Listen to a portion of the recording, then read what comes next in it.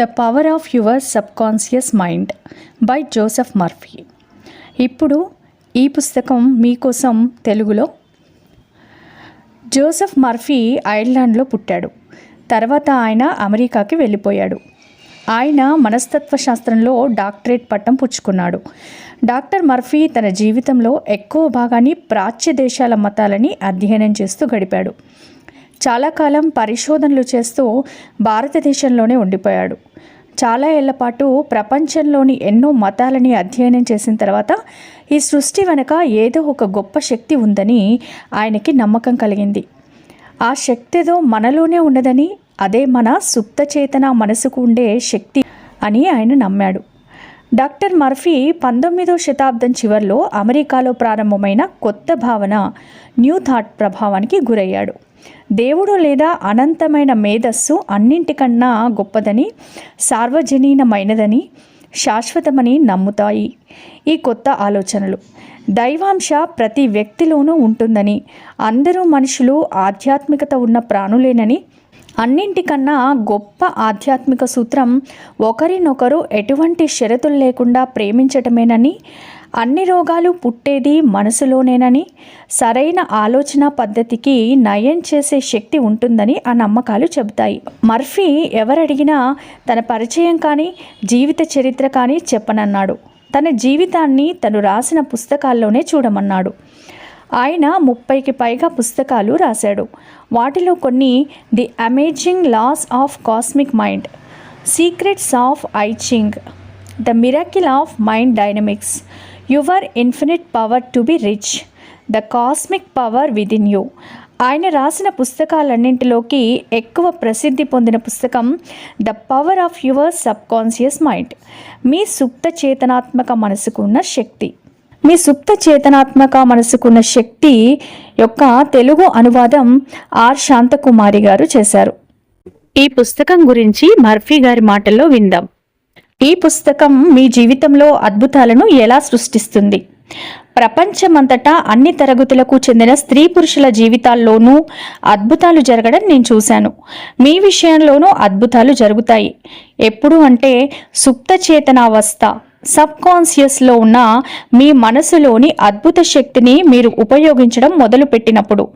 మీ ఆలోచనల అలవాటును, ఊహాత్మక రూపురేఖలను, ధోరణులను తీర్చిదిద్ది మీకు జీవన గమ్యాన్ని ఏర్పరచుకోవడం ఎలాగో బోధించడానికే నేను ఈ పుస్తకాన్ని రూపకల్పన చేయడం జరిగింది. ఎందుకంటే సుప్త చేతనావస్థలో ఉన్న ఒక వ్యక్తి ఆలోచనను బట్టే ఆయన వ్యక్తిత్వము ఉంటుంది. ఈ ప్రశ్నలకు మీకు సమాధానాలు తెలుసా? ఒక వ్యక్తి విచారంగాను, మరో వ్యక్తి ఆనందంగాను ఎందువల్ల ఉంటారు?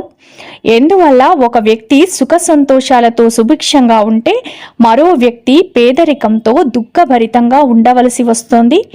ఎందువల్ల ఓ వ్యక్తి ఎప్పుడూ భయంగాను, ఆందోళనగాను ఉంటే మరో వ్యక్తి పూర్తిగా నమ్మకంతో, ఆత్మవిశ్వాసంతో ఉంటాడు? ఒక వ్యక్తి ఎందువల్ల అందమైన, విలాసవంతమైన ఇంటిని కలిగి ఉంటే మరో వ్యక్తి ఓ గుడిసెలో చాలీచాలని సంపాదనతో ఉండాల్సి వస్తోంది? ఒక వ్యక్తి జీవితంలో గొప్పగా విజయాన్ని చవిచూస్తాడు, మరో వ్యక్తి దయనీయంగా అపజయాన్నే ఎదుర్కోవలసి వస్తోంది. ఎందువల్ల? ఒక వ్యక్తి విశిష్టమైన వక్తగా రాణించి విశేషంగా ప్రజాదరణ చూరగొంటే మరో వ్యక్తి ఎందువల్ల మధ్యరకం మనిషిలా ప్రజాభిమానం లేకుండా ఉండవలసి వస్తోంది? ఒక వ్యక్తి తన పనిలో కానీ వృత్తిలో కానీ మేధావిగా రాణిస్తే మరో వ్యక్తి జీవితాంతం బండచాకిరీ చేస్తూ ప్రయోజనం లేకుండా, ఏమీ సాధించకుండా ఎందుకు నలిగిపోవలసి వస్తోంది? ఒక వ్యక్తికి ఎంతకీ నయం కాదని అనుకున్న జబ్బు నయమైతే మరొకరికి ఎందుకు నయం కాదు? ఎంతో మంది మంచివారు, దయగల ధార్మికులు శారీరకంగా, మానసికంగా ఎందుకు బాధపడాల్సి వస్తోంది? ఎంతో మంది అవినీతి పరులు, ధార్మిక గుణం లేని వారు సైతం జీవితంలో విజయం సాధించి అభివృద్ధి చెంది చక్కని ఆరోగ్యంతో ఎందువల్ల ఉండగలుగుతున్నారు? ఒక వ్యక్తి పెళ్లి చేసుకుని సంతోషంగా ఉంటే మరొక వ్యక్తి బాధలు పడుతూ నిరాశ నిస్పృహలతో ఎందువల్ల ఉండాల్సి వస్తోంది? జాగ్రత్త అవస్థలో కానీ అసంకల్పిత స్థితిలో కానీ మీ మనసులో ఈ ప్రశ్నలకు ఏదైనా సమాధానం ఉందా? ఖచ్చితంగా ఉంది. ఈ పుస్తకం రాయడానికి నాకున్న కారణం. ఇటువంటి ప్రశ్నలు, ఇంకా ఈ తరహా ప్రశ్నలు మరికొన్నింటికి నేను కనుగొన్న సమాధానాలను మీతో పంచుకోవాలనే ప్రేరణ కొద్దీ నేను ఈ పుస్తకాన్ని రాయాలనుకున్నాను. మీ మనసుకు సంబంధించిన గొప్ప మౌలిక సత్యాలను సాధ్యమైనంతగా అతి సరళమైన భాషలో వివరించడానికి ప్రయత్నించాను. జీవితానికి మీ మనసుకు సంబంధించిన ప్రాథమిక మౌలిక నియమాలను సాధారణమైన దైనందిన భాషలో వివరించడం సుసాధ్యమనే నా నమ్మకం. ఈ పుస్తకంలోని భాషా శైలి మీరు చదివే దినపత్రికలు, తాజా పత్రికలు, వ్యాపార కార్యాలయాలు, మీ ఇల్లు, రోజువారీ వర్క్ షాపుల్లోనూ మీకు బాగా సుపరిచితమైనదే. ఈ పుస్తకాన్ని మీరు చదివి ఇందులో వివరించిన మెలకువలను ఆచరణలో అనుసరించమని కోరుతున్నాను. మీరా పని చేస్తూ ఉంటే మీలో అద్భుతాలు చేయగల శక్తి ఏర్పడుతుందని నా దృఢ నమ్మకం. ఆ విషయంలో నాకెలాంటి సందేహము లేదు. ఆ శక్తి మీలో ఉన్న గందరగోళాన్ని, ఆవేదనని, శోకాన్ని, ఓటమిని తొలగించి మీ అభివృద్ధికి తోడ్పడుతుంది. అది మీరనుకున్న గమ్యానికి మిమ్మల్ని చేరుస్తుంది, మీ సమస్యల్ని పరిష్కరిస్తుంది, భావోద్వేగాల నుంచి, భౌతిక బంధాల నుంచి మిమ్మల్ని తప్పించి స్వేచ్ఛ, మనశ్శాంతి, సంతోషాల రాజమార్గం మీదికి మళ్లిస్తుంది. సుప్త చేతనావస్థలోని ఈ అద్భుత శక్తి మీ రుగ్మతల్ని నయం చేస్తుంది, మిమ్మల్ని మళ్ళీ శక్తివంతంగా, దృఢంగా మలుస్తుంది. మీలోని అంతర్గత శక్తుల్ని ఉపయోగించడం ఎలాగో నేర్చుకోవడం ద్వారా మీరు మీలోని భయం అనే కారాగార ద్వారాలు తెరుచుకొని పాల్ అభివర్ణించే భగవంతుని సంతానానికి లభించిన అద్భుత స్వేచ్ఛా జీవితంలోకి అడుగు పెడతారు. అద్భుతాలు సృష్టించే శక్తిని వెలువరించడం, స్వయం శక్తితో మనలోని రుగ్మతల్ని నయం చేయడం అనే విధానమే ఎప్పుడూ మనలోని సుప్త చేతనా శక్తుల ఉనికికి బలమైన సాక్ష్యాధారం అవుతోంది. చాలా సంవత్సరాల క్రితం నాలో ఉన్న ప్రాణాంతకమైన జబ్బును, దీన్నే వైద్య పరిభాషలో అయితే సరోకుమా అంటారు, నాకు నేనే నాలోని సుప్త చేతనా శక్తిని ఉపయోగిస్తూ నయం చేసుకోగలిగాను. అలా నాలో సృజించబడిన ఆ శక్తి నన్ను నడిపిస్తూ ముఖ్యమైన శారీరక క్రియలన్నింటినీ నిర్వహించగలుగుతోంది. నేను ఎలాంటి మెలకువలను పాటించానో ఆ వివరాలన్నీ ఈ పుస్తకంలో పొందుపరిచాను. మన అందరిలో అంతర్లీనంగా ఉన్న సుప్త చేతనలోని అంతులేని నయం చేసే శక్తిని ఇతరులు కూడా విశ్వసిస్తారనే నమ్మకం నాకుంది. నా పట్ల దయతో సలహా ఇచ్చిన ఓ వయసు మళ్ళిన డాక్టర్ మిత్రుడికి ఈ సందర్భంగా నా కృతజ్ఞతలు తెలియజేయాలి. ఎందుకంటే ఆయన అలా చెప్పడం వల్లే ఆ సృజనాత్మకమైన మేధస్సు నా అవయవాలను సృజించి శరీరానికి రూపకల్పన చేసి హృదయానికి స్పందన కలిగించినప్పుడు అది తను సృష్టించిన దాన్ని ఎందుకు బాగు చెయ్యలేదన్న సంగతి అకస్మాత్తుగా గ్రహించగలిగాను. ఓ పాత సామెత చెప్పినట్లు డాక్టర్ గాయానికి కట్టు కడతాడు, దేవుడు దాన్ని నయం చేస్తాడు. ఫలప్రదమైన ప్రార్థనతో అద్భుతాలు సంభవిస్తాయి. మనస్సుకు సంబంధించిన చేతనావస్థ, సుప్త చేతనావస్థల సామరస్యపూర్వకమైన పరస్పర చర్యే శాస్త్రీయమైన ప్రార్థన. అదొక నిర్దిష్ట ప్రయోజనం వైపుగా శాస్త్రీయంగా నడిపిస్తుంది. మీలోని అనంత శక్తి ప్రభావాన్ని వినియోగంలోకి తీసుకురావడానికి శాస్త్రీయమైన మార్గాన్ని ఈ పుస్తకం ప్రబోధిస్తుంది. తద్వారా మీరు జీవితంలో ఏదైతే నిజంగా కావాలని కోరుకుంటారో దాన్ని పొందగలిగే సామర్థ్యాన్ని సమకూర్చుకోగలుగుతారు. మీరు ఆనందదాయకమైన, సంపూర్ణమైన, సంపన్నమైన జీవితాన్ని కోరుకుంటారు. అందుకోసం మీ దైనందిన వ్యవహారాలు, వ్యాపార సమస్యల పరిష్కారం వంటి వాటిని సుగమం చేసుకోవడానికి, కుటుంబ సంబంధ బాంధవ్యాలలో సామరస్యం నెలకొల్పడానికి ఈ అద్భుతాలు చేసే శక్తిని ఉపయోగించడం మొదలుపెట్టండి. ఈ పుస్తకాన్ని మీరు ఎక్కువసార్లు చదవాలని నియమం పెట్టుకోండి. ఈ అద్భుత శక్తి ఎలా పనిచేస్తోందో, మీలో దాగి ఉన్న ప్రేరణ, అంతర్గతమైన తెలివితేటలను ఎలా వెలికి తీసుకురావచ్చునో ఈ పుస్తకంలోని పలు అధ్యాయాలు మీకు స్పష్టం చేస్తాయి. మానసిక సుప్త చేతనావస్థను మెప్పించగలిగే సులభమైన మెలకువలను నేర్చుకోండి. అనంతమైన శక్తి సామర్థ్యాల ఖజానాని వినియోగించుకోవడానికి సరికొత్త శాస్త్రీయ మార్గాన్ని అనుసరించండి. ఈ పుస్తకాన్ని జాగ్రత్తగా, మనఃపూర్వకంగా, ప్రేమతో చదవండి. అది ఎంత ఆశ్చర్యకరంగా మీకు సహాయపడుతుందనే అంశం మీకే రుజువవుతుంది. నా నమ్మకం ఏమిటంటే తప్పనిసరిగా మీ జీవితంలో ఒక మలుపు ఏర్పడడానికి అది దారితీస్తుంది. ప్రతి ఒక్కరూ ప్రార్థిస్తారు. మీకు ఫలప్రదంగా ప్రార్థన ఎలా చేయాలో తెలుసా? మీ దినచర్యల్లో ఒక భాగంగా మీరు ప్రార్థన చేసి ఎంతకాలమైంది? అత్యవసర పరిస్థితిలో కానీ ఏదైనా అపాయం లేదా ఇబ్బందుల్లో ఇరుక్కున్నప్పుడు, జబ్బు పడినప్పుడు, మరణం ముంచుకొస్తున్నప్పుడు వెంటనే ప్రార్థనల ప్రవాహం మొదలవుతుంది. దినసరి వార్తల్ని మీరు గమనిస్తూ ఉండండి. ఒక చోట ఒక బిడ్డ ఏదైనా నయం కాదనుకునే జబ్బు బారిన పడిందంటే దేశవ్యాప్తంగా అందరూ ప్రార్థనలు జరుపుతున్నట్లు రాస్తారు. అలాగే దేశాల మధ్య శాంతి కోసమని గనిలో వరద నీరు ప్రవేశించినప్పుడు అందులో చిక్కుకుపోయిన గని కార్మికుల క్షేమం కోసమని ప్రార్థనలు చేస్తుంటారు. వాళ్ళు ఆ ప్రమాదం నుంచి బయటపడ్డారని మనం విన్నప్పుడు ఆ గని కార్మికులు తమను కాపాడడానికి ఎవరైనా వచ్చే వరకు తాము ప్రార్థనలు చేస్తున్నామని చెప్పినట్లు రాస్తారు. ఇబ్బందుల్లో ఉన్న ప్రతిసారి సాయపడేది ప్రార్థనే అని ఖచ్చితంగా చెప్పవచ్చు. జీవితంలో ప్రార్థన అన్నది అంతర్భాగం. నిర్మాణాత్మకము అయి ఉన్నప్పుడు కష్టం కలిగే వరకు మీరు ఎందుకు ఎదురు చూడాలి? ప్రార్థనకు నాటకీయంగా లభ్యమయ్యే సమాధానాలు పత్రికల్లో పతాక శీర్షికలు అవుతాయని చెప్పాలి. ఫలప్రదమైన ప్రార్థనలకు అవి దృష్టాంతాలు అవుతాయి. మరి బాలబాలికలు ప్రతిరోజు భోజన సమయంలో టేబుల్ వద్ద దేవుని దయకు కృతజ్ఞతాపూర్వకంగా చేసే ఆ వినయపూర్వక ప్రార్థనల మాటేమిటి? దేవుడితో ఒక్కొక్కరు తమ సంబంధ బాంధవ్యాన్ని భక్తిపూర్వకంగా వెల్లడిస్తూ సమిష్టిగా ప్రార్థన చేయడం. వాటి మాట ఏమిటి? ప్రజలతో వృత్తిపరంగా నాకుండే పనుల వల్ల ప్రార్థన పట్ల పలువురు అనుసరించే ధోరణులను అధ్యయనం చేయడానికి వీలైంది. ఆ మాటకొస్తే నా జీవితంలో ప్రార్థనకున్న శక్తిని నేను స్వయంగా అనుభవించాను. ప్రార్థనల ఫలితంగా గొప్ప గొప్ప ప్రయోజనాలు పొందిన వారితో నేను మాట్లాడాను, వాళ్ళతో కలిసి పనిచేశాను. అయితే మామూలుగా ఎదురయ్యే సమస్య ఏమిటంటే ఎవరికైనా సరే ఈ ప్రార్థన అనేది ఎలా చేయాలో చెప్పడం ఏ విధంగా అన్నదే.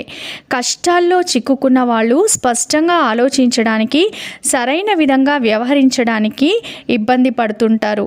సమస్యలు వాళ్ళను ఒక్కుమ్ముడిగా కమ్ముకున్నప్పుడు వాళ్ళు విని అర్థం చేసుకోగలిగే శక్తికి ఆటంకం కలుగుతుంది.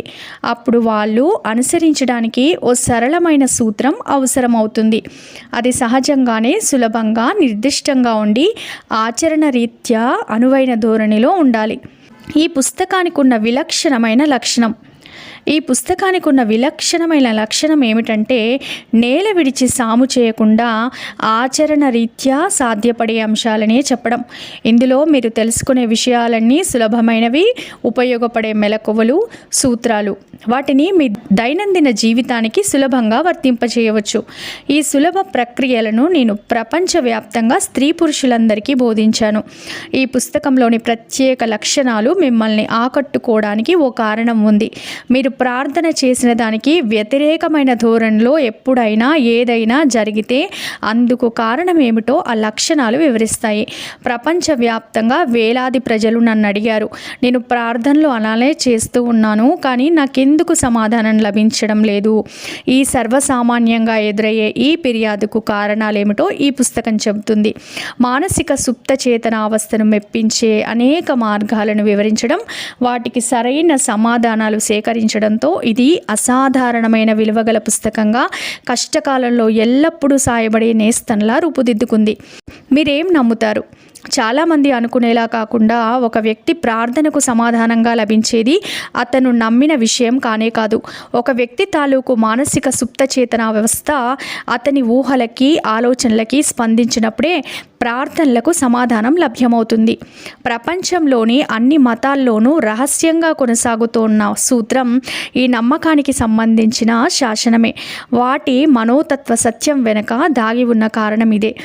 బౌద్ధులు, క్రైస్తవులు, మహమ్మదీయులు, యూదులు వాళ్లకున్న మతపరమైన నమ్మకాలలో ఎన్నో తేడాలు ఉన్నా వాళ్ళ ప్రార్థనలకు సమాధానాలు లభించవచ్చు. ఇది ఎలా సాధ్యం? దీనికి సమాధానం అదో ప్రత్యేకమైన మత విశ్వాసమనో, మతమనో, అనుబంధమనో, ఆచార వ్యవహారమనో, ధార్మిక కర్మకాండానో, సూత్రమనో, బహిరంగ ధ్యాన రూపమనో, తంత్రశక్తి అనో, బలిదానమనో లేదా మొక్కుబడో అనో కాదు. దానికి ఏకైక కారణం ఏమిటంటే నమ్మకం లేదా మానసిక పరమైన అంగీకారం.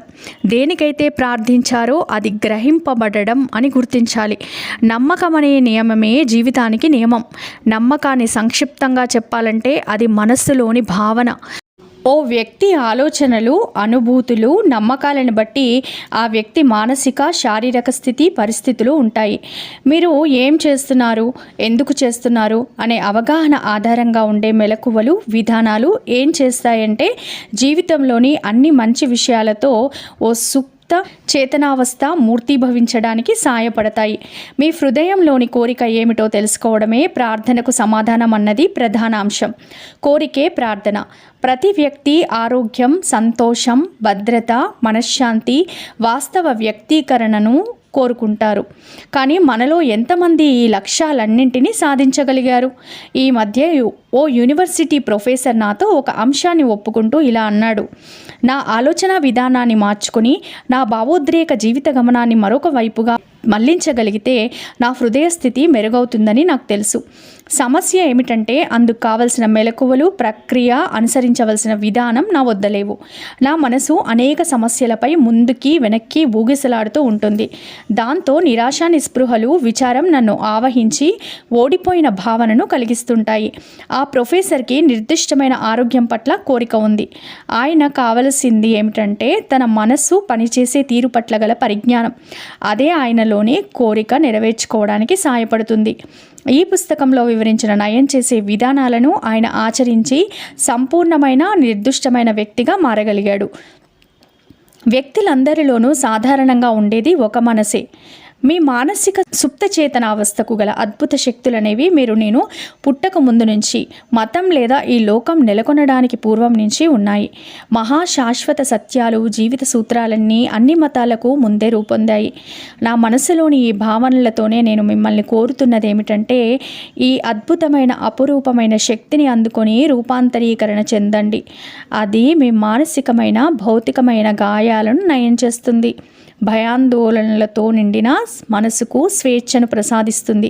పేదరికం, ఓటమి, దుఃఖం, లేమి, నిరాశా నిస్పృహల పరిమితుల నుండి మిమ్మల్ని పూర్తిగా విముక్తుల్ని చేస్తుంది. మీరు చేయవలసింది ఏమిటంటే మీరు సంకల్పించిన మంచి పట్ల మానసికంగా, భావోద్రేకపరంగా సమైక్యం కండి. మీ సుప్త చేతనావస్థలోని సృజనాత్మక శక్తులు తదనుగుణంగా స్పందిస్తాయి. ఇప్పుడే, ఈరోజే ప్రారంభించండి. మీ జీవితంలో అద్భుతాలు జరగనీయండి. తెల్లారే చీకట్టు తొలగిపోయే వరకు దీన్ని అలాగే కొనసాగిస్తూ ఉండండి. ఇప్పటి వరకు ఈ పుస్తకం అనేది మీ జీవితంలో అద్భుతాలను ఎలా సృష్టిస్తుంది అనే విషయాన్ని జోసెఫ్ మర్ఫీ గారి మాటల్లో విన్నాము. రేపు మీలో గొప్ప నిధి ఉంది అనే ఈ పుస్తకంలో మొదటి అధ్యాయాన్ని గురించి తెలుసుకుందాం. మరి అప్పటి వరకు సెలవు తీసుకుందాం. Thank you.